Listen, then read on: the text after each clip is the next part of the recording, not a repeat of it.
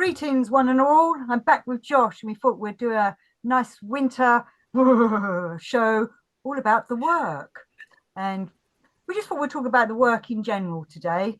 So I'm just going to hand over to Josh Denny. We have with us chatting about the work in general. How is the Gurdjieff work going for you? Yeah. I just thought, just have a little, unprepared ramble and see where we go. But I just thought I'd maybe start with just talking about some of my own, personal experiences, I guess, like, that maybe contributed to me getting interested in the work and stuff like that, I guess. Like, I remember, like, one of my earliest memories was like of my mother going into labor, like with me. Like I have a kind of sort of outer body, you could say, experience. Or one of my first memories was sort of looking down, on my mother getting taken into the ambulance, like, going to the hospital to have me, So that being one of my first, experiences that I can remember. Do you think that was your soul descending into you, or do you think your soul was already in there, or your astral body already in there in little baby Josh in mummy's womb? Or was you having an out-of-body experience as a baby? Well, yeah, it's hard to say either way. I mean, I have a kind of, even an earlier, again, it's hard to talk about it in terms of like before and after, but a kind of even an earlier memory than that would have kind of been disembodied and sort of like, kind of being like looking down on, my dear old mother going into labor. Of kind of like, I could call it like a realm of lights. That's the only way I could kind of describe it. Like it's kind of beyond, beyond visuals, but that would be a kind of an apt visual metaphor for it. It was like a world of sort of nebula, like, what nebulae are in terms of galaxies. They're kind of like amorphous forms, like, kind of like clouds, aren't they, I suppose, like nebulous or dust clouds, but they have a kind of iridescence to them. So sort of existed in that kind of this sort of realm of light. And I think it ties in with some of the different religious ideas that some teachings talk about humans as being like sparks of light, that come into existence, or even like in science, they talk about us as being we're all made from the matter that comes from stars. Yeah, we're all so in that stardust. yeah. So in that way of looking at it, you could imagine like some sort of coming from some other plane, then kind of beyond the physical plane, like almost like a projection of like a point of light or something like that coming into the manifest world. So I had that sort of earlier memory of like existing in some kind of realm of light, and then like you could say this sort of first kind of physical memory of sort of seeing, sort of being a disembodied, I don't know, spirit, if you whatever you want to call it, and sort of being aware, of the scene, but from a sort of non-local perspective, like sort of looking down on my mother getting rushed, going into the ambulance and getting rushed into labor. I don't have like an experience of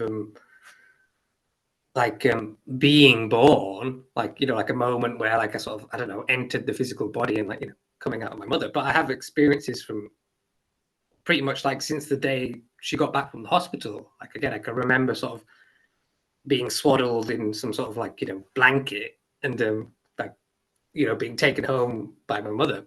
And I had an older sister, so I can remember sort of like her being presented, like she was showing me to my sister who's like a couple of years older than me. And my sister got jealous and she like whacked me on the head with this little toy rattle that she had.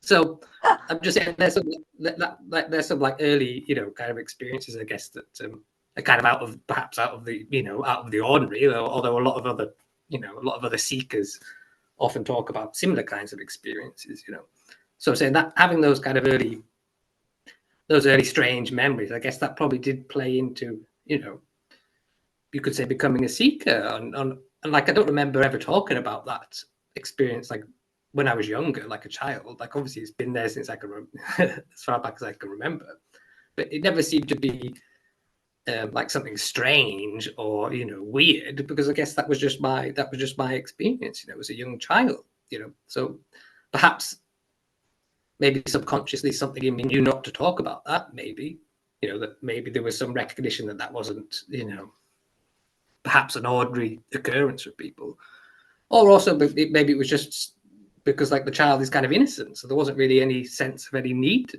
talk about like or question that.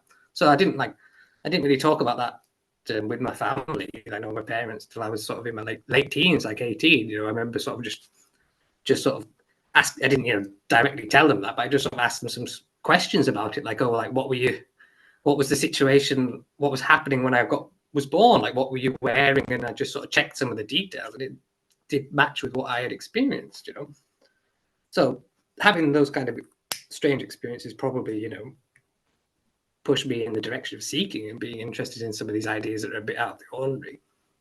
And also in some of my first, like, very early memories of being a very young child, like I can remember before I could walk, like crawling around as a little kid, and also before I could talk.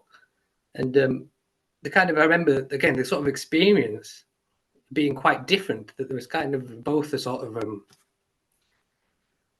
kind of first person view, like, like in the body and sort of behind the eyes, like first, and also a kind of a third person view, like being disembodied and also kind of like looking down on myself from behind. So in the very early years, there's that kind of sort of dual perspective, like both being embodied, my little baby Bobby, and seeing things like from the first person view, and also from this kind of disembodied sort of third person view. So again, that might be, talking with a few people, they have some people have similar experiences to that. So there might be something there in terms of that idea of like what Gurdjieff talks about in terms of like two bodies. He says, say we have like more than one body, or that we exist in more sort of dimensions than just the physical body.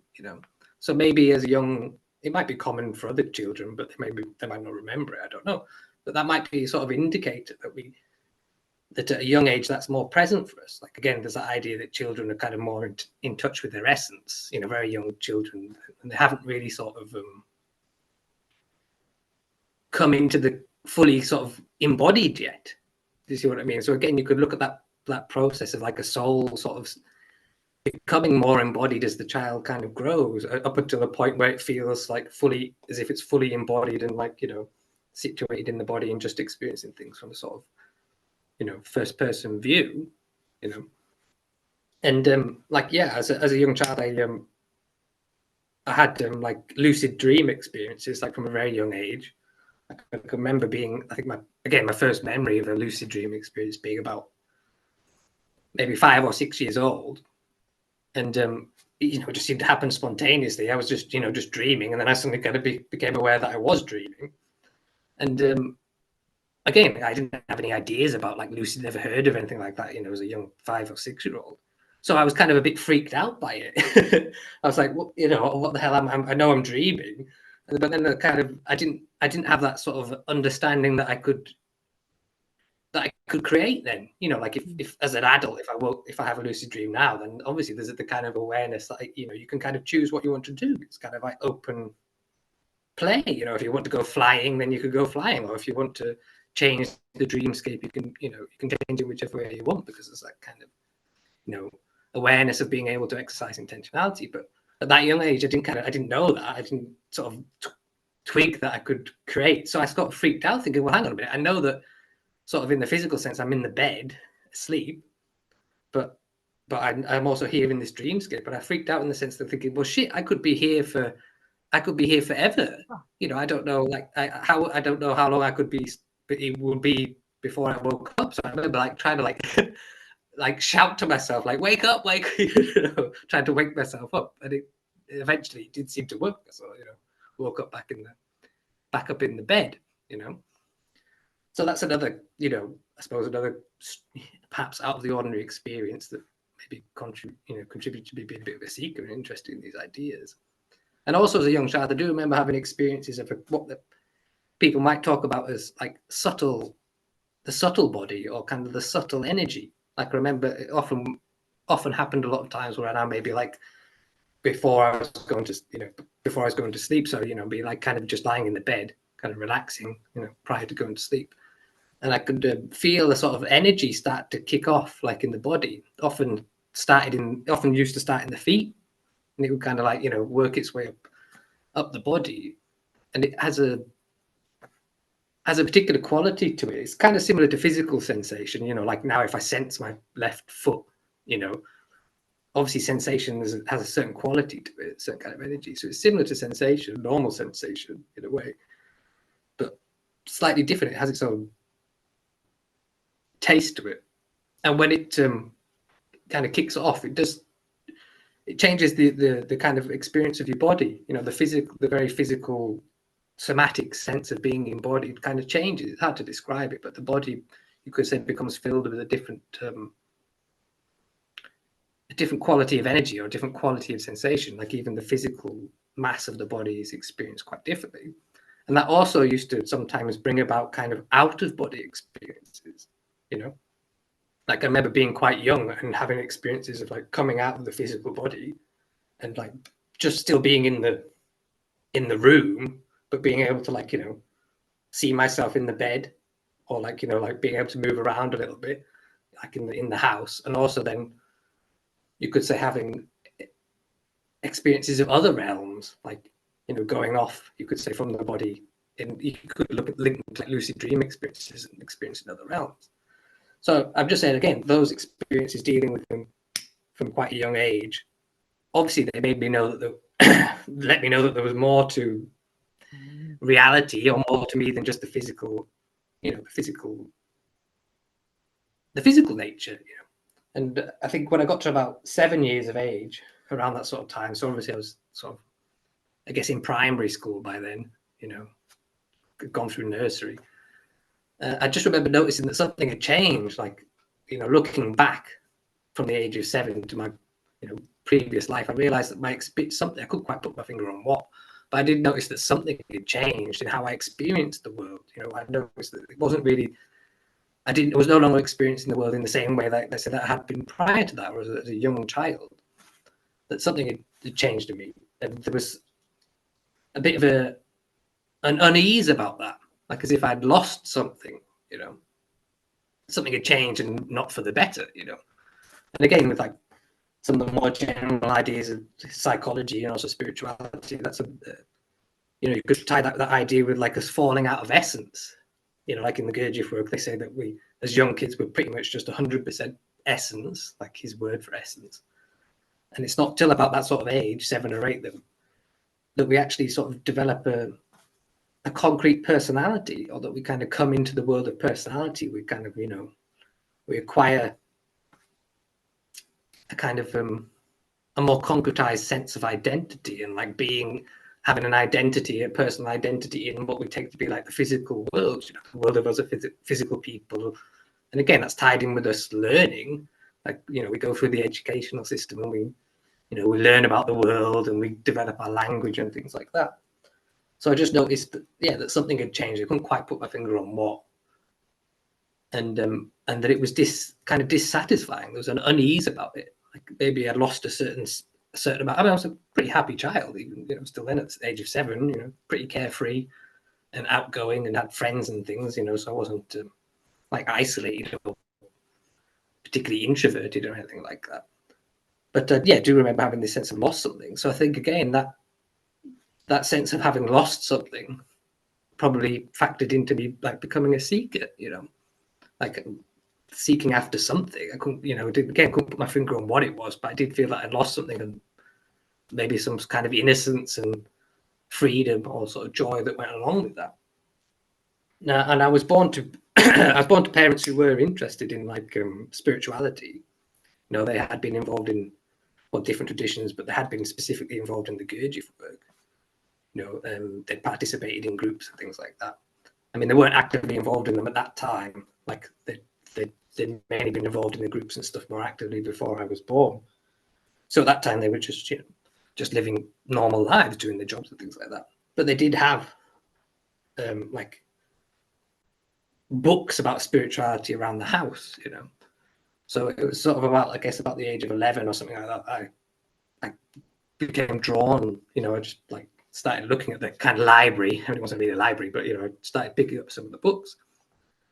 And one of the first books that I, you know, again, just happened to pick up was Gurdjieff's book, Life is Real Only Then When I Am. So I remember sort of picking that up at about the age of 11 and sort of reading that. And I remember just being like particularly struck by it. particularly his he has a kind of soliloquy, I think, near the start of the book. Mm-hmm. You know, he talks about I am, like it's like, what is this sense I am? You know, talks, you know, a few Because it's lots of paragraphs. little chapters, isn't it? Though some are a bit longer, but they're Yeah, there's a parable kind of writing, but it isn't parables. I'm just used. Yeah, carry on. yeah, yeah. There's a particular little sort of soliloquy speech. You know, it's separate to his kind of the introduction, and it's just him talking about this sense of I am. Like, is it, what is I am? What is this sensing of like the whole of myself or whatever? I can't remember the exact words. But I just remember being like, you know, whoa, you know, really struck by it. Because again, up until that time, you know, being the age of 11, say, I hadn't read any like, you know, overt spirituality. Just read like mostly children's book, you know, up to that age. I mean, I had read like our primary school was kind of Christian influenced, you know, a light Christian, it's not like a heavy Catholic school or anything, but we did have like children's Bible stories read to us, you know, so I had a bit of, you could call that spirituality, you know, reading children's Bible stories. What about And people like also, C.S. Lewis and think? Did you have them as children? yeah, Because I think exactly, that's yeah, quite yeah, important. Yeah, yeah, exactly. Like you know, my parents read to me the Tales of Narnia, right. and also they read to me Arabian Nights, you know, like the Thousand and One, you know, tales, and also like Aesop's fables, you know. So I had, and the, you know, the standard fairy tales. So I had some of that kind of material, which again you could call it spiritual, but it's not overtly spiritual. But he's Yeah, it talking has about got an other, underlying uh, yeah, theological story to it, and yeah, some are yeah, morality stories, really. And C.S. Lewis, yeah, obviously, you know, when you're a child, you don't realize really he's yeah, sort of given another way of the Christianity, you know. yeah. So it's being implemented into you even more from reading them subconsciously. Yeah, yeah, exactly. Yeah, yeah. Again, it's not like obviously as a child, I wasn't kind of, you know, looking at it in that, I suppose, in that way. But like, you know, like the Arabian Nights, they talk about like genies and other beings and stuff like that, or Mm. like, you know, people going into caves or having otherworldly, you know, otherworldly experiences. So again, that's quite, it's quite rich material, and it can like spark the child's imagination. And also, I guess, yeah, particularly because I'd already had, you know, by that time some strange experiences, you know, like, you know, having out of body experiences or lucid dreaming and stuff like that. But yeah, I hadn't come across anything up until that sort of age of 11 that was like, you know, kind of overtly spiritual, you know, or talking about those kind of ideas. So I just remember being particularly struck when I did come across Life is Real, and then when I am, like, you know, just like, wow, what is this? You know, it was, I didn't know that, obviously, I didn't know that such kind of literature existed, you know, like someone I'd never really read it, because it's quite personal, like the way he's talking about it. It's kind of, like you say, it's autobiographical. And the way it's written, like he's talking about his own personal experiences. So it was like a bomb going off, you know, in a way. Like I was like, wow, you know, I didn't know books like this kind of existed. And I do remember being struck by a sense of, I suppose I would say his presence and the presence of like the author, then Gurdjieff. I was like, wow, like, you know, he struck me as what I might say is like, yeah, a remarkable person. Like, you know, he seemed to be someone who was quite, again, just put it in child terms, someone who was quite intelligent and someone who seemed to be quite, you know, self-aware and also interested in the kind of this mystery of, you know, being. You know, what does it mean to exist? So encountering him at that, you know, that younger, that early age, obviously like sparked again my interest in like spiritual literature. So I read that, you know, I tried as best as I could to read it. Again, it was only 11, and his sentences are, even in Life is Real, his sentences are quite, you know, quite long sentences and quite wordy. You know, they're not quite as bad as Beelzebub's Tales, but they're still quite, you know, protracted sentences or whatever. So I would have to like really remember really trying to focus to like stay with like, you know, what is he saying here? Like, and having to like go back and read this, you know, sentences again. So in another way, it was like a kind of exercise at an early age, like just trying to stay with what he's talking about. Like, again, the way he writes is quite different to just, you know, Anybody else? or yeah, ordinary literature. You know, again, I'd only read like storybooks and stuff up to that point. You know, like say Aesop's fables and stuff like that, and they're quite, you know, they're quite easy easy to read. You know, they're not particularly complicated or like, you know, strange sentences. So yeah, that was it in a sense. That was my introduction to the work, you know. And then again, my parents had some of his other books, so I started like, you know, picked up Beelzebub's Tales at about a similar kind of age, and that was like, you know, a head, a mind, you Mind know, blow. mind blow, because I was just like, wow, you know, again trying to follow his sentences in that, you know, in that book, and also with him talking about like, you know, other worlds, like he's talking as Beelzebub, a character, you know, from another, you know, another planet, and sort of surveying the history of mankind, you know. So that was what, yeah, that was kind of my introduction to the work at a young age. And again, my parents were interested in those ideas, so I could have some conversations with them. But again, I didn't feel that particularly drawn to, like at that young age. I just kind of read the books by myself, just as a sort of personal interest, you know. I wasn't really like hounding them with questions about like, you know, what's he talking about, or what does he, you know, what does he mean by this? It's a bit So like yeah, a sci-fi epic, isn't it? So at that age, you probably read it as kind of like a, even though you would have probably known it was more than that, but you're probably reading it more like a fantasy sci-fi book. yeah, well, yeah. I mean, in a sense, it was straight like when I was listening to him, like as you know, as Beelzebub recounting his like time in the, you know, in ancient Babylon and stuff like that. I think, yeah, I think part of me felt like as if he was talking about real experiences that he'd had. Like, so you know, I didn't strictly read it just as like, yeah, I don't know, fictional sci-fi, because something in me thought, kind of felt in a way that he was talking about it as if that was almost maybe something that he'd experienced, or like maybe some insight that he'd had, you know. And again, with my, you know, previous experiences being what they were, I was obviously more open to that could be a possibility, that this wasn't just, you know, just complete fantasy or like science fiction, but that might have been, you know, grounded in perhaps some of his own, you know, some of his own experiences. So I'm just saying that, like, what they'll be talking about there is all kind of strange early experiences, I guess, that sort of, you know, led me to become a seeker. And after encountering his books, that's when I kind of sort of sparked my search, really, from that, you know, sort of 11, 12. You know, obviously I was still just a general kid and playing with my mates and doing the usual things that kids do. But I was still kind of pursuing this as a, you know, a personal interest, you know, like they had the Mull and Asradin tales, you know. Oh yeah, yeah. Idris, they had that, so I found them fabulous. Like, I mainly just found them funny as a kid, like these, you know, strange stories of this crazy mullah, you know, being like stupid or whatever. But again, I had a sense that there was something behind it. I couldn't, you know, put my finger on. Because I think So as yeah, a all those child, kind of I would have found that's some of sparked my. them stories a bit because I even struggle to understand some of the Mullah Nasir Adins now. Because sometimes I'm like, I Yeah, know there's a meaning in them, but I don't know what it's meant to be telling me. So I think I yeah, yeah. probably really struggled with that as a child.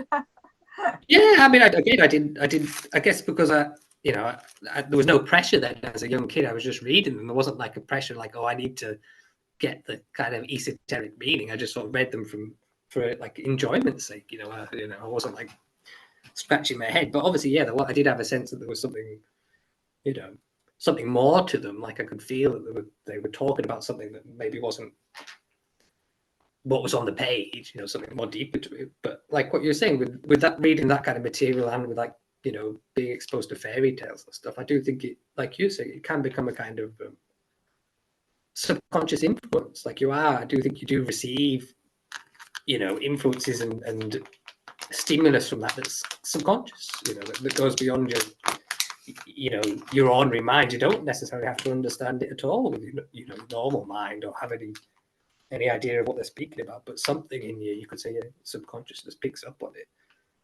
and you know, can gain some deeper understanding from it, or it can become like an influence in your life, the way that, you know, that your life goes. So yeah, I'm just like prefacing that's kind of how I got into the work, I guess, because my parents had, you know, were into it and they had some of the books, so that kind of sparked my, you know, formal introduction to the work. And also they had, like, you know, books on Hinduism, you know, or Christian mysticism or stuff like that. So I picked that up from, you know, quite an early age.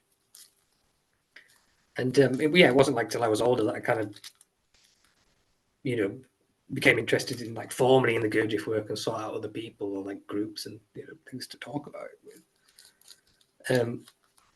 So yeah, like I was going to say, then like with Gurdjieff's idea, then I suppose of the kids, coming more onto Gurdjieff's teachings, like his idea with the, when I come across his ideas of the Keston body, again, because I'd had these sort of experiences of like subtle energy and kind of like, outer body experiences, that immediately clicked for me, like what he was talking about with the Keston body, like he has some of his exercises, like the preparation, sometimes called the preparation exercise or the morning exercise, where you kind of sense your body.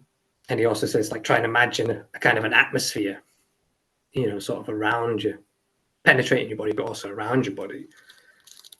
So when I came across those exercises and those ideas, obviously it rang true, and doing some of those exercises did kick off some of those experiences again, like of particularly like subtle energy that can kind of kick off in the body. And I think maybe that's common for quite a lot of people who practice those his exercises or other kind of exercises, like maybe like breath work or mantras or things like that, that they can kick off the subtle, could call it the subtle body or the subtle energy system, like the idea with the chakras or things like that. I think some people find it quite easy to produce those kind of experiences from those simple exercises, and I mean some people don't, but it probably doesn't really matter. But certainly for a lot of people, they can be quite potent, And obviously, I think it's quite natural that maybe if you've come across the ideas or read about like that we have this second body or Keston body or astral body, if you start to experience that as kind of subtle energy body, then it's natural to, you could say, assume that that's what they're talking about. And I'd say in one way I agree that we do have a kind of a subtle energy body, and it's very much like the physical, like it has a kind of shape, a shape to it that is like an analog of the physical body, like a double. It's very much like shaped like the physical body, but it's just made of a different kind of material. And you could, there's various ways of working with it. Like you could use like breath work or like some of these attention exercises, or even like visualization, imagination. Like you could say, like I might be sitting still, but I can use my imagination to evoke the sensation of what it would feel like to move my hands around, or what it would feel like to stand up. Like in some of his exercises, Gurdjieff talks about things like that. It says like, stay sitting, but imagine what it feels like to stand up. So don't just picture it in your mind's eye, but try to evoke the same physical sensations, what it would feel like to stand up, or keep your left hand still, but imagine it waving or something like that. And again, try to invest that with the sensation of what it feels like. And so those are possible ways that you can access that kind of subtle body. So that's one, I would say that's one aspect of the Keston body. It is a kind of subtle energy body. You could say that kind of encompasses the physical body, permeates it. But it's not obviously strictly physical, but it is very similar to the physical body in the sense that it has a form and a shape, like akin to your physical body. And you can do things with that. Like if you exercise that subtle body, you can sort of develop its relation to your physical body. He, again, with his exercise with the preparation, he says that, okay, then try to get a sense of this atmosphere around your physical body, and then try and, like, I think he says almost like suck it into your physical body. Like again, so that's the one way of like trying to blend your sort of physical and you could say your subtle body, like blending the two kind of materials of those bodies. Like he says, try and inhabit your physical body, with your subtle body. But also I'd say that another aspect of that Keston body is kind of like a time body. Like again, I think Maurice Nicoll talks about the Keston body that way, in the sense that he says it's your kind of access to the eternal realm. Again, because it's just another word, eternal, but the eternal as opposed or compared to the temporal. Again, our physical body, you could say, exists in physical time and space. It experiences three-dimensional space, physical objects, and seems to go through linear time, whereas this second body kind of exists outside of three-dimensional space, and also you could say thereby exists outside of what we consider to be linear causality. The physical body only seems to exist in one place at a time, like my physical body is here now, as opposed to somewhere else yesterday or tomorrow, you know. But for the second body, you could say like being with a time body, it exists outside of the physical space and time. So another way of looking at that question body is that it's not just the kind of subtle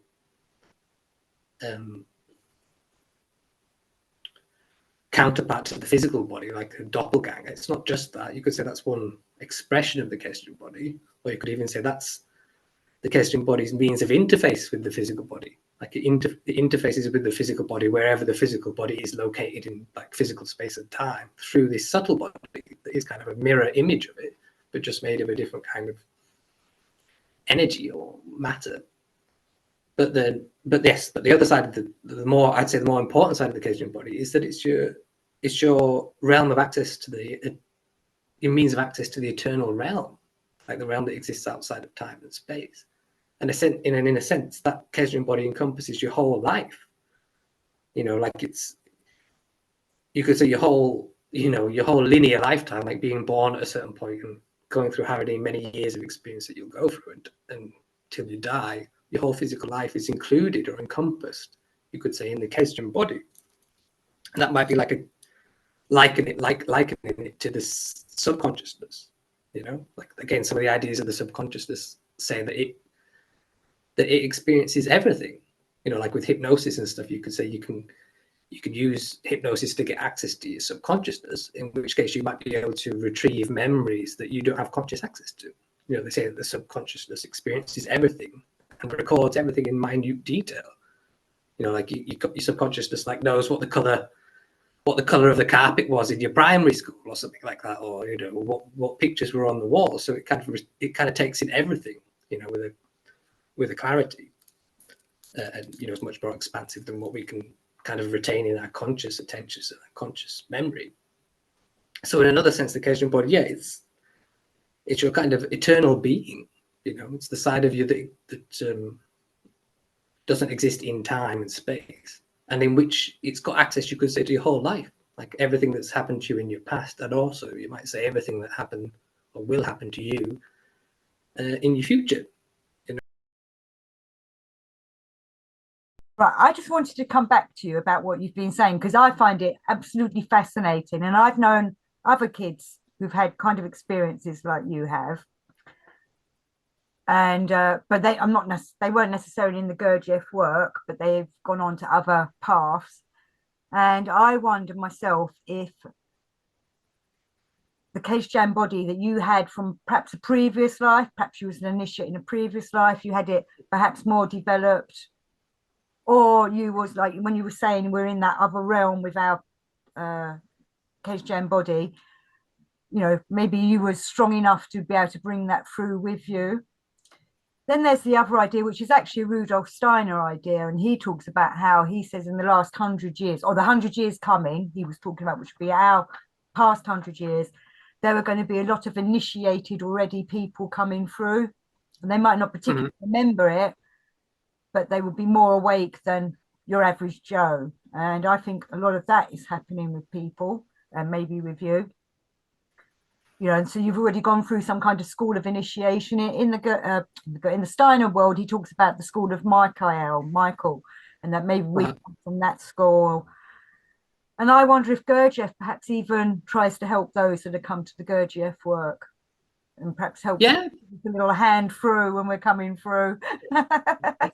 Yeah, well, I mean, obviously, it's you know, it's you know, because it's just my subjective experience. It's hard to judge on that. I mean, he does talk about, well, if Gurdjieff, he does talk about kind of multiple possibilities that way. Like, you know, he does say that there can be different forms of kind of reincarnation, or doesn't he? He says, like, you know, somebody, if a Kesrian body is developed kind of during the course of one incarnation, it develops to a certain extent that it's possible that the Kesrian body can attach. I think he uses words kind of like that, can attach to the Kesrian body of another person who's incarnated, you know, and that they can kind of like sort of develop together. So there's multiple possibilities there. You know, it's like it's hard for me to say. I mean, I have had experiences that have been like indicative of past lives. But again, it's hard to say whether they're, whether they're more than just, an experience, whether they actually refer to a previous life or not. So, it's hard to say. Like you say, some people do tend to have similar experiences to those I've described, and other people don't. So again, I don't want to set up a hierarchy like, I'm better because I've had these experiences. But Sorry, I meant to say to you, I'm not saying that. I'm not saying. Yeah. I'm just saying that I think that there's a lot of people have come through in the last, definitely our generations, Yeah. and we would be the grandchildren of Gurdjieff. Yeah. He was aiming, the book was at Hussein and the grandchildren. Yeah. I think he knew it'd be the next generation that really took it further, or perhaps even was a last hope, maybe. So he needed to talk to us grandchildren. Yeah. Yeah, it's definitely possible. I mean, again, there's that idea that with successive generations that there can be a kind of development that way, or even just at different periods of time. Like, maybe it's needed at a certain point in time for people to be born who are more interested in those kind of ideas, or who have some of those kind of experiences. So it's hard to say. I think maybe it's just a case of what's relevant. For different people, maybe it was relevant, you could say, for me then to have those kind of experiences, whereas another person, it might not be relevant. Again, if like for some people, like if we talk about having out of body experiences and things like that, it can be a carrot. Like some people like think that, oh well, I must need to have these experiences then, as to be like as some sign of like progress or development, but it might not be relevant, So again, I don't want to present it as this is something which, like, which people should be aiming for. Again, some people seem to be able to have sort of experiences of that second body quite easily, whether like just unbidden, it can just come about, or through them practicing certain like meditational techniques and things like that. For some people it seems easier than others. But again, I don't think there's a right or wrong there. It might just be what's relevant for that person, or what they need. But what I was saying with that, sorry, go on. Well, I was just gonna say that I was like, why I was kind of contrasting that there could be these kind of two sides to that sort of second body. On one side of it, it can appear as kind of like another body akin to the physical body, but just made of a different kind of substantiality, non-physical, but it does have like a physical form. It's kind of like a doppelganger of your own physical body, but is non-physical. But I was going to say another kind of larger side of it, it's you could say like what I said, like your time body. It's the part of you could say your essence then that doesn't that kind of doesn't enter physical space and time. You could look at it as what encompasses, like what we were saying, the whole of your physical lifetime, and you could, or multiple lifetimes. If we talk about the idea of previous incarnations, then you could say that all of that is contained within your essence then, or your Kesdin body, and obviously that's a very different way of talking about it than just saying it's a body like your physical body, but just of a different kind of matter. Because if you talk about the Kesdin bodies encompassing like all your lifetimes, but both past and future, and it's the term body could be misleading there, because it's not in that sense of the term Kesdin body. It's something that doesn't at all look like a body, because it encompasses all your bodily experiences, like both like past, present, and future. And I was saying that that's kind of a more expansive, you could say, way of looking at it, and possibly like if you can kind of awake to that or connect to that, it can be quite, I suppose, transformative, because then yourself beyond, you could say, like linear time. That you have an existence that's kind of eternal, or that encompasses like not just this life then, but also maybe past and future lives. And I think that connecting with that can, if we call that your essence, then that connecting with that can give you it could be kind of important in the sense that it can give you an understanding of yourself, like your own particular essence, or what your life or lives are kind of going to be about, because you could like an essence with a kind of a quality, particular taste, and so that's going to naturally play out in whatever life experiences you have. It's going to be a dominant theme, you might say, like an essence. Different people's essences could have different themes that their lives might explore, or be about.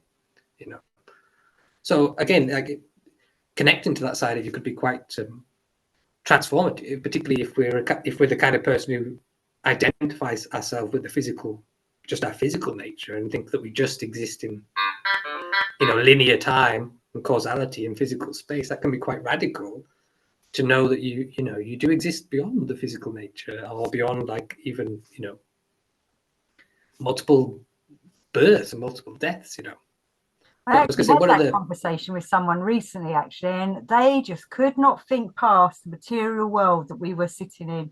And I found it quite sad in some ways that she couldn't see past this. And this is it. This is all there is, was her attitude. And yeah then I ended up going home feeling quite grateful that I do feel there's more to life and the universe, and that there's other realms, and we've got other bodies and things like that. And that I'm not stuck in this is it kind of attitude. I wish now yeah I'd spoken to her more about what did she think would happen after we died, but maybe that's for the next conversation with her. I know she doesn't watch videos, so doesn't interest her in any way. But yeah and I always thought I was very lucky to be able to think in that kind of way. And I remember as a kid, nobody else wanted to think like that. Nobody else wanted to talk about yeah them kind of subjects. I myself didn't have the lucid dreaming or things like that, but I always knew something was different. And I always yeah felt I was trying too hard to be part of the mainstream and fit yeah in, when really it took me a long time to realize, no, I'm an outsider because I see things differently. And then as life's gone on, I've realized there's lots of us. yeah yeah yeah. Well, it's like finding your tribe, isn't it? Finding the people who are into. But again, like it's just another sign that some people might have a particularly materialistic outlook, and that's their outlook, and others might have a not different outlook. So I don't think it's necessarily better or worse. It's just obviously some people are just not at all drawn to those ideas. But looking sort of comparative, it does seem like if you're open to that, that possibility, that it can make your experience or your outlook much richer, because there are these other dimensions to it. Then your experience is more encompassing. Like you could encompass the physical realm, but also have access or experiences of these other sides. So it can be much more richer. And again, I think that's partly what kind of like fairy tales and those kind of stories are maybe aimed at, like why they can be useful to expose a child to that material, is because it can kick off like those kind of ideas. You can give them all children are open to that, like they're really innocent, and so they're quite open. They have no problem with the idea of there being other worlds or like other kinds of beings. But like you say, that tends to get educated out of us, because people say, oh, that's just imagination. You've got to come out of that and you've got to be real. And that does seem to happen as part of the education system, that people just get they just get closed in and just kind of adopt what seems to be the common worldview. So I think that tends to be like a conditioning or a shutting down of some of these possibilities that are natural to us. Like again, it does seem to be that kids in tribal communities, they wouldn't have any problem talking about like a spirit world or other beings, because not just maybe because that's part of their culture, but because that's maybe part of the natural human being, and they haven't been told that that's just make believe or that's just imagination. Again, we Yeah. tend to, in the Western world, we tend to have these strict boundaries between what we say is the real world and then what is okay. Then we've got the real world, and then we've got this separate thing called the imaginary world, and it's not real. It's just imagination. Well, this is one of Whereas the obviously, problems of the Age of Enlightenment, wasn't it? It brought in rationality, and then it stuck with rationality and took away like what you're describing at the moment. And that yeah, this was just the wrong kind of mindset of we need to know the answers to everything, and not yeah, and that there's woo woo out there. It doesn't exist. This woo, it's all woo woo kind of thing. Because I'm reading a lot of Henri Corbin at the moment, who talks all about the imaginative world yeah. and how to use it. Well, I find it quite difficult, his books, I must admit. But I do. I've obviously come to these at a later time in my search, because I've got a better idea of what he's trying to say. If I tried them years ago, I would have found it very difficult. Yeah. But going back to what you were saying about having these imaginative worlds. We're talking about a different type of imagination. This is a like when you were saying about the exercises of Gurdjieff saying sit down but stand up, Yeah. imagine yourself stand. This is a constructive imagination. Yeah, you could say that it's obviously it's utilizing imagination, but maybe just utilizing it in a different way to, you know, maybe how people in general utilize it. But you could say that it's the same capacity, you know. Again, we in the normal way of looking at it, we call it just imagine. Oh, that's just imagination. You know, we're always kind of deriding it as something, you know, lesser than, you know, our kind of physical experience, you know. But again, that's in a sense that's just like it's a closing down of what we already have access to. You know, you could say it's a denying of a part of our nature. I mean, obviously, yeah, we all as human beings seem to have imagination in the same way that we all seem to be able to dream, you know. But it's just in the kind of Western way of looking at it, we just separate them from what we call the real world, you know, and we call them something lesser. And so all that material, that side of that one whole side of us kind of gets neglected. We don't explore what the possibilities are of that. So like in saying that we can have like something like an outer body experience, you know, like coming out of your body, and like I think I remember reading J.G. Bennett, you know, student of Gurdjieff. I think he mentions something like that, an experience like that in maybe his book Witness, you know, like his autobiography. I think he says he was reading, you know, he was with Gurdjieff in a group, and I think he was reading Beelzebub's Tales or something, and then suddenly, like, you know, he was outside of his body, like, you know, looking, you could say, down on himself and the other people in the room, and he was amazed to see himself carry on reading, you know, like whilst he wasn't in the body. And like, you know, that was a kind of big experience for him. But in a sense, you could say that it's not really utilizing anything different than like a normal experience of daydream. Like everybody, I would suggest, probably has an experience where, let's say, just use the example of driving a car. You know, I'm driving a car and I'm there, like, aware of myself driving the car. And then at some moment in time, I've drifted off into what we call daydream. And so there's no longer any awareness of myself driving the car, the physical environment. And yet that driving of the car seems to carry on. So you could say, in a sense, that's utilizing exactly the same possibility. You could look at that. Again, we normally just call that a daydream. But you could say that that's another experience of leaving the body, you could say. You know, that we have that capacity to separate from physical experience. Again, in that normal kind of version of it, yeah, it's not like you suddenly become disembodied and like, you know, looking at yourself from outside driving the car, because you're engaged in whatever the content of the daydream is. You know, but you could say it's exactly the same capacity.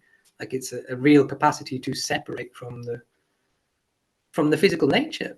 And it's a similar thing with dreams. You know, again, I think it's a miraculous thing that we have this experience called falling asleep. Again, in general, we just, you know, put that to the side. We don't question it. But it's a crazy thing if you, Isn't it? you know, And we shut ourselves down. It's really weird. It still freaks me out. It's really, I'm sleep fine. yeah, Like, where? Why do I need to? it's a crazy thing that I say that you know, that you can leave the apparent physical world. You know, again, we in normal terminology we just say, oh yeah, well, you just becoming conscious, you know, and the idea is that, yeah, you're still just, you know, lying in the bed, but you don't know that from the subjective point of view. You have no awareness of the physical world. You might be aware of a dream world and whatever's going on in that, or you might be in dreamless sleep, in which case it seems to be complete void or absence, you know. But again, the fact that we have those experiences seems quite, in one sense, mysterious or radical. But it's just, again, in the normal way of looking at it, we don't really question that. You know, we just, you know, just treat that as a given. You know, but again, those common experiences that we have, they can be suggestive that there is much more going on. There's much more going on to us than we see, or that, you know, what we take for granted. So yeah, I was going to say the occasional body is like that, in the sense, like, why it's also often linked with the dream world, because it's something that can separate from the physical nature. And you could say it's something that can be used to create experiences.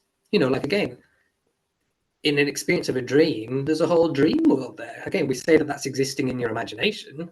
So, okay, then. But that means that your imagination is able to create a whole apparent world.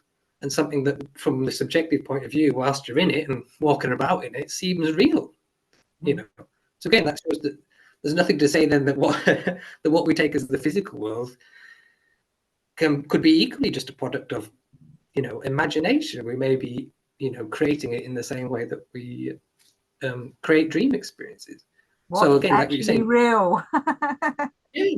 So I'm saying, like what you're saying, we can possibly develop or explore the capacity of, like, let's say, an imagination that's given to us, that we seem to have as human beings. We can possibly explore that intentionally and see, like, what possibilities that might bring. Like, again, I would suggest with the Keston body, one side of it is that it can, like, you can use it to acquire new experiences. Like a dream experience is a new experience, and it's possible for people to have like insights in their dreams. You know, people could come to new insights or new experiences in their dream world just as much as they can in their physical world. Like, it's known in the world of science that a lot of insights that bring about radical developments come about through, like, you could say, dream states. Like, you know, someone maybe falls asleep and they've been working on some equation and they can't get an answer, and then they have to go to sleep and, like, I don't know, they have an experience of some being coming and talking to them and giving the answer to the equation. You know, so again, we can have radical, meaningful experiences that can be even more meaningful or transformative in the quote unquote dream world than the physical world. They can be just as real or even more so. So the Kesri body can be like that. It's a body that you can use to acquire new experiences. And again, like in the yogic tradition, they talk about similar things. Like the yogi can, like again, yoga means union. That's one way that what the term means. And so there is that idea that your consciousness can be unified with any object. Like you could look at a tree, and through your consciousness, you could experience union with the tree, which means that you could sort of like experience what it would be like to be the tree, or you could get an insight into like its physical structure and its processes. So again, it suggests that all that's possible for us, but it tends to remain latent because we don't explore it. Yeah, I think it's something we should try and teach people to do more, especially all these people that are anti, because we have a lot of trees cut down around here, and I live in a place that's named after a woods. I sometimes think, all we need to do is to get all these anti nature type people, just need them to sit in front of a tree for I know they wouldn't do it, but that's all they need to do. Like when they cut down all the trees down the street, all you got to do is sit in front of a tree and talk to it for a while, and they'll hopefully stop doing it, but they won't, because they're too shut off from it. But this kind of thing helps us to experience the world we're living in and the other worlds as well. Yeah. Again, like it does seem that something that some people are more closed off to than others. For some people, like, it's the world of nature is obviously like kind of alive to them, and they experience it as something meaningful and something that they have a relationship with. Whereas for other people, they just experience it as just like inert matter, like they don't have a problem chopping down a tree, because to them it's just like an object. They don't have any sense of like a being there. So it does seem to be something that some people are more open to than others. But I was going to say that like for myself, when I came across the exercises of the work, like some of these ones we were talking about with the Keston body, that did bring back a lot of experiences that I'd had as a kid. It seemed to evoke some of the memories of the experiences that I had, or bring me back in touch with that kind of that more imaginative side. I think as very young kids, again, you could say we haven't kind of come into the the physical world yet, you could say. So that kind of boundary, like between what we call imagination and like dream states and what we call the physical world and the waking world, that boundary hadn't yet been like cut off. There wasn't as much of a difference between the imagined world of imagination and physical world. Like I can remember being a young kid and playing make believe, like with some of my friends, like where we'd pretend to be somebody else, like take on a different name and then have like play out some scenario. And for the kid, that was real. There wasn't a sense that I was just pretending to be this other person. It was like I was that other person for that time. Or like, we'd play a dress up. Like I put a policeman's hat on and then I was a policeman. So there wasn't any sense that was just pretend, like that sort of conception of real and pretend hadn't been formed yet, as a young child. So it's much more, you're much more open to that kind of thing. So yeah, I was just gonna say, like through those exercises, that Keshe bodies did seem to become more developed. Like I was much more in contact with that. You could say that subtle energy body, and became something that's a more permanent part of my life. You could say, and it also changed the way that I experienced the physical world. You know, like again, I would say maybe for general person, their physical experience is what seems to be them to be most real. You could say, you know, like physical sensation or physical perception. But comparatively, you could say to the kind of Keshe body or the Keshe world, the physical world is much less. It's much less substantial. It's kind of the opposite. You know, like from the physical perspective, the Keshe body seems to be more like woo-woo and more ethereal. But if that becomes more your center of experience, then the opposite becomes the case. The physical world seems to be more ethereal, you could say, less substantial. You know, I think it's C.S. Lewis. I think he had a book. I can't remember what it was called, but there's some people. I think they die and they get taken to heaven by some angels, and they come out into this, you know, heavenly world, and they're like walking on the grass, and it's painful for them because the grass is so real. It's like razor blades, like, you know, penetrating through their skin. So you can look at it that way. So you could look at it that way, that higher world, in a sense, let's say the Keshe world is higher than the physical world. It's much more real. But the problem is that to become open to that, or to kind of participate in that, something has to develop that can bear that. You know, if we're talking about something that's even more real than the physical world, then we need to have something that can have access to that and can bear it. You know, you could say that if you had an unmitigated, if you just took an average person and kind of like poof, expose them to that world, they might freak out or something because it's too much to handle. Yes. You know, so again, that's part of the idea of the work, that, you know, you have to develop something that can participate in those higher worlds, or kind of, you know, a robustness or something, you know. It's kind of preparing us. Yeah. Just because, like, you could say the intensity of experience is much more intense, you know.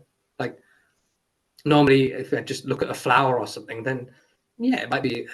I might think it's a beautiful flower, but it's just a, you know, it's just an average experience. Whereas if you might say, if I experienced that flower kind of openly without any filters of conditioning, it would be overwhelming. It might make me pass out because of, like, it's the vividity of it, you know. It's interesting you say, because I'm currently reading a lot of Goethe as well, Henri Corbin, and Goethe talks all about this. You know, Goethe, the author of Faust, most people know him for Faust, but he also wrote books on nature, science, and color.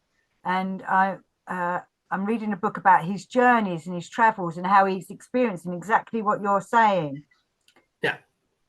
Please carry on. So I just wanted to know, because, you know, we've got to see other people who are experiencing this in other lives as well, in other realms. So, and some of these people like C.S. Lewis, Goethe, they have a big influence on us, not just from a literary point of view.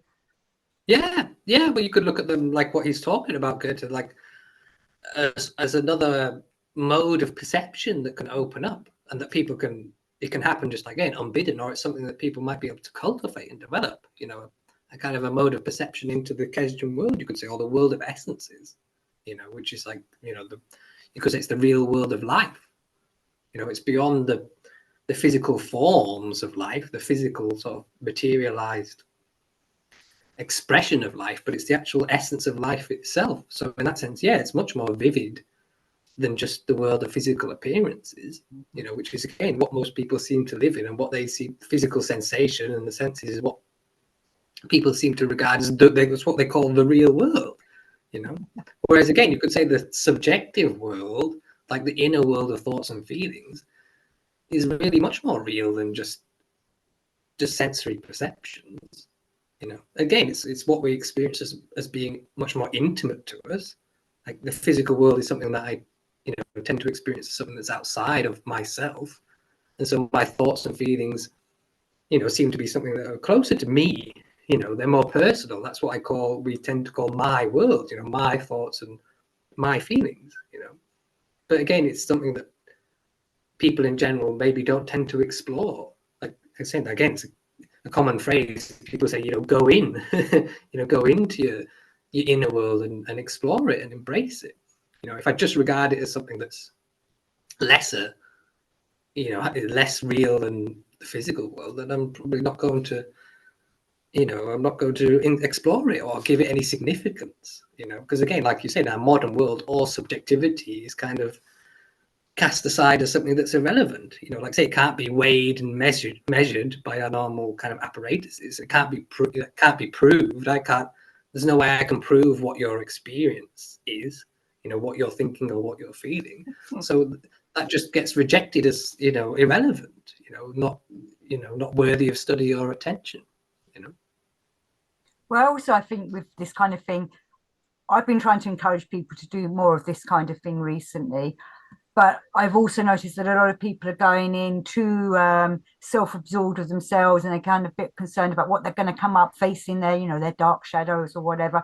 But some of the first steps really are is just to go and absorb, like what you're saying, of what this outside world is, this reality that we're seeing with our eyes and sensing and touching with our hands, and that how to connect more with that. And that's a nice, easy step into doing this kind of work. And you can go on to more deeper self-development once you've I was going to say grounded yourself, but I don't know if that's the right word actually, because we don't want, do we want to ground ourselves? Well, I suppose it depends what we mean by that, don't they? In general, they mean that just like, you know, get a handle, I suppose, on yourself, or as, you know, Or as the opposed to being world. like Yeah. out of control.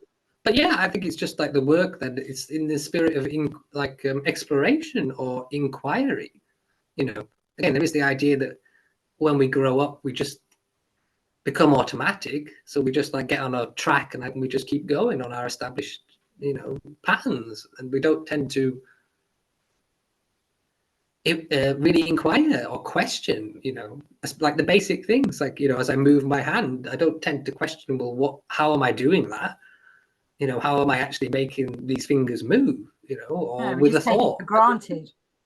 Yeah, we just engage in it. We just engage in it, but without any question, like you say, yeah, without any inquiry into what's going on. Or the same with a thought. You know, I have a thought, and I just, okay, that's the thought, and then I move on to the next one. But I don't tend to have any question. Well, how am I thinking, or what does it mean to think? You know, so I suggest that, yeah, a lot of the work is just re-questioning. You could say our general experience, both of the outer world and of the inner world, but trying to question it in a new light. You know, again, that's a simple thing they talk about. Try to experience it as if you'd never experienced it before, you know, with fresh eyes, you know. Look with spiritual eyes, Rudolf Steiner would say, and Gurdjieff would be saying, try and look with your awakened eyes. But I just wanted to go back to when you were saying about when you was a child, about, you know, you knew there was someone watching you or observing behind you kind of thing. Well, it's not behind you, but like you're seeing everything and something else is seeing everything. And Gurdjieff kind of talks about this. And I suppose for many people that look on spiritual paths, this is kind of like that, what's it, the ghost in the machine kind of thing. But do you think that was a higher version of yourself? Or do you think that's Yeah, it was. your own body that you're talking about? Well, I think it's that kind of non-physical side of us. Like, yeah, we do have obviously we have a physical body and I have a physical embodiment. But yeah, it's suggestive that there is another side of us, like call it the Geshen body or the essence, you could say, that's non-physical, you know. So yeah, it wasn't like in a sense that there was something else watching me. You could say that it was two points of view simultaneously. Yeah. There was the embodied me with the first person view, but also you could say a disembodied me, you know, that was non-local, you could say, in a way, or was experiencing myself from another, you know, another vantage point. So yeah, you could just look at it as the second body, then another part, our second nature, you know. But something seems to happen that when we grow up, that I think that kind of collapses, that we just become submerged in the physical side of ourselves. You know, we kind of lose that sort of local, non-embodied side of us, you know. But I think that's part of consciousness, really, that to witness also means that you are witnessed, you know. Like often there are people have experiences of sometimes feeling like, oh, I'm not alone, or I'm like, you know, I'm being witnessed, and that sometimes that can freak people out. But you could say, well, that might just be you. That's another side of you. That you know, you are. A strange thing about the human condition that we could have this kind of multiplicity, you know. Or like Gurdjieff talks about conscious and subconscious. Mm-hmm. You know, we're not just what we take ourselves to be in terms of the conscious person, like the sense of self that we tend to have with its conscious thoughts and feelings. But he says, no, you're also the subconsciousness. And he tends to say that that's the more real side of us, you know, that lies beyond our ordinary awareness. And he says that's more really what you are. Well, that would be closer to, like, you know, your essence, you know. So that, again, that's just suggestive that you're not just the person that you take yourself to be, you know, that there is a much more, you know, expansive side to the human being, the human nature, than just the physical person who thinks that they were, you know, born at a certain point in time and we're going to die in a certain point in time, and just identify with the, you know, their life experiences and this little sense of identity, you know, that you are something much more expansive than that. This is a great thing about doing the Gurdjieff work. It's teaching us, as he said in that book, Life is Real Only Then When I Am. It's teaching us to be real. We're coming to the sort of end of time, the universe, but I mean on the and so thank you very much for doing this, Josh. It's been really great. I've been really enjoyed it, as always do when we do our little shows. And you're still doing your Tapestry of Beelzebub on the WordPress, so I haven't seen anything for a little while. Yeah. I mean, you've got that going, haven't you? Yeah. Still, it's just, I think if people type in Gurdjieff and Beelzebub, like one word, .wordpress, I think that takes you to the site. Just some of my rantings, my musings. Yeah, I always find them great rantings to read, and they often bring me back to things that I didn't quite understand, or they bring me back to bits of the work that I need to go and reread. So I always find it fantastic to have. So thank you very much, Josh. Thanks for coming on board. And thank you everybody for watching. Until next time, peace and out. Peace.